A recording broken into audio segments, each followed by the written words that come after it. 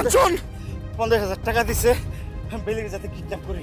ভাই আমার কোনো দোষ নাই, আমার পুলিশে দিয়েন না, আমার মাফ করে দেন ভাই।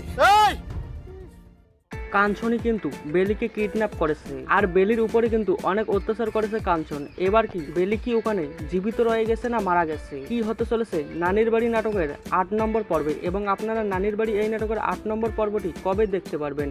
সবার আগে দেখতে কি করতে হবে, কি ঘটতে চলেছে, সবকিছু বিস্তারিতভাবে জানতে পারবেন আজকের এই ভিডিওটির মাধ্যমে। তাই অবশ্যই আজকের এই ভিডিওটিকে মোটে অবহেলা না করে প্রথম থেকে শেষ পর্যন্ত মনোযোগ সহকারে দেখতে থাকুন, তাহলেই আপনারা জানতে পারবেন নানির বাড়ি এই নাটকের 8 নম্বর পর্বটি কবে আসতে চলেছে এবং নানির বাড়ি এই নাটকের 8 নম্বর পর্বে কী সব ঘটতে চলেছে।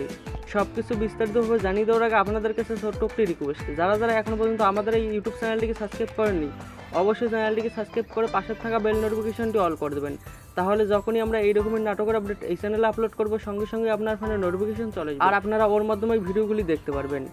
বর্তমানে কিন্তু মির্জা এন্টারটেনমেন্ট ইউটিউব চ্যানেলের জনপ্রিয় একটি নাটক নানির বাড়ি, ইতিমধ্যেই নাটকটির 7 নম্বর পর্ব পর্যন্ত আপলোড করা হয়ে গেছে। যারা যারা এখনো পর্যন্ত নানির বাড়ি এই নাটক 7 নম্বর পর্বটি দেখেননি অবশ্যই মির্জা এন্টারটেনমেন্ট ইউটিউব চ্যানেল থেকে নানির বাড়ি এই নাটকের 7 নম্বর পর্বটি দেখে আসবেন। আর যারা যারা দেখেছেন তারা বর্তমানে অপেক্ষায় রয়েছেন কবে আসতে চলেছে নানির বাড়ি এই নাটকের 8 নম্বর পর্বটি। আপনারা নানির বাড়ি এই নাটকের 8 নম্বর পর্বটি দেখতে পারবেন 7 থেকে 14 দিনের মধ্যে মির্জা এন্টারটেনমেন্ট ইউটিউব চ্যানেলে।